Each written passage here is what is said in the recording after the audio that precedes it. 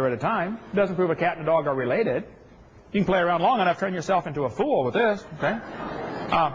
They say dinosaurs turned to birds. Well, let's study the evidence. The Bible says God made the birds on the 5th day, and he made the reptiles on the 6th day, which is exactly backwards to what evolution says. God has birds first, then reptiles. Let's study the evidence. This guy says, dinosaurs alive as birds. Well, you're welcome to believe that, but that's absurd, okay? There's no evidence for that whatsoever. It's one of the lies I cover on video number 4 of my lies in the textbook. Archaeoraptor, October 15, 1999. Scientists unveil missing link of birds, dinosaurs. National Geographic, breaking news, missing link. Here's the picture he showed, November 99. He forgot to mention that 2 months later, it was admitted by everybody that it was a fraud. Archaeoraptor was disproven. It's not a missing link. The missing link is a fake. USA Today. From the remote province in China, an unusual dinosaur fossil made a mysterious journey from the hands of Chinese smugglers to the National Geographic Society. It's modern paleontology's greatest embarrassment. They found out it sprouted its remarkable tail not 120 million years ago, but only shortly after being smuggled out of China. It's the tale of a tale that has children believing in feathered dinosaurs that never existed. This one was added by an entrepreneurial Chinese farmer.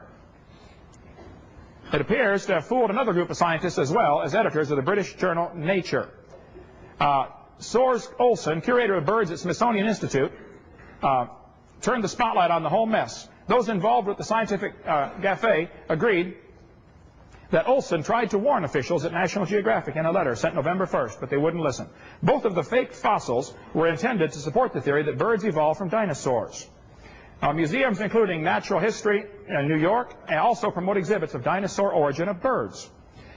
They say birds, Olson, he still believes in evolution, but he doesn't buy into the fossils that they're being shown. He said these have been discredited. He says it happened independently. He didn't know how it happened, but he still believes it happened, okay? There's a good article from ICR, my friends down in Southern California. Institute for Creation Research has an article just recently, March of 2000, about Archaeoraptor, if you want to get more on that. Here's Scientific American, March of 2003, still promoting the idea that there were feathered dinosaur feathers. Richard Plum and Alan Brush wrote this article. Which came first? All they have are illustrations designed to visually influence the reader. What we saw tonight was illustrations designed to visually influence you. This is not science. This is imagination, okay? So determined were Plum and Brush that they imagined they had put an end to the continuing debate among evolutionists regarding the origin of birds. We could read the whole article here. I've only got 10 minutes. It was nothing more than speculation devoid of any scientific evidence, but they're defended with furious, blind fanaticism over the last few decades. Okay. Here's the things you need to consider. They call this evo-devo, evolutionary development. It assumes that the developmentary pathways of living things can shed light on their alleged evolutionary histories. Both these foundations are invalid. Alan Fiducia, North Carolina University Department of Biology, one of the world's most prominent authorities on the subject of the origin of birds, and he believes in evolution. Fiducia actually supports the theory of evolution and believes birds emerged through evolution. However, what distinguishes him from the dino bird supporters such as Plum and Brush is that he admits the uncertainty in which the theory of evolution finds itself on the matter. In considerable detail, Dr. Fiducia describes how the theory that birds evolved from dinosaurs, first proposed by Ostrom in the 70s and fiercely defended ever since, lacks any scientific proof, and how such an evolution is actually impossible. He said there's a considerable body of evidence that these fossil traces known as dino fuzz have nothing to do with bird feathers. What it is, apparently, is filaments of the fibers of the skin fraying and sticking out. Not bird feathers, not dino fuzz, okay?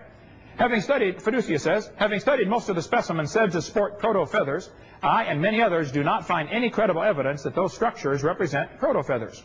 Many Chinese fossils have a strange halo of what has become known as dino fuzz, but although that material has been homologized with avian feathers, the arguments are far less than convincing. Following his analysis, Fiducia said, the dino fuzz appears in fossils that can absolutely have nothing to do with birds. This dino fuzz is skin fibers, very closely resembling dino fuzz. They've been discovered in Jurassic ichthyosaur. They've been described in detail in quite a few magazines here. This dino fuzz phenomenon, this little fringe around some of these fossils, is found on all sorts of things. All sorts of fossils have these. Fiducia recalls that similar structures have been found in the area fossils in the past, in the area of fossils, okay, but that the structures believed to belong to the fossils were later identified as inorganic matter. One is reminded of the famous fern-like markings on the, what's the name of that, Solnhofen fossils, known as dendrites. Despite their plant-like outlines, these features are now known to be inorganic structures caused by a solution of manganese, from which the beds precipitated as oxides along cracks or bones in their fossils. I have a huge collection of these in my museum. It looks just like ferns. Somebody sent me a bunch of them. And all it is, it's between the layers of the rock, it's this stuff soaking in, making a pattern of as the capillary action draws it in between the cracks of the rock. That's what's happening that they're calling dino feathers. This has been proven wrong about 3 years ago. It's not correct, okay?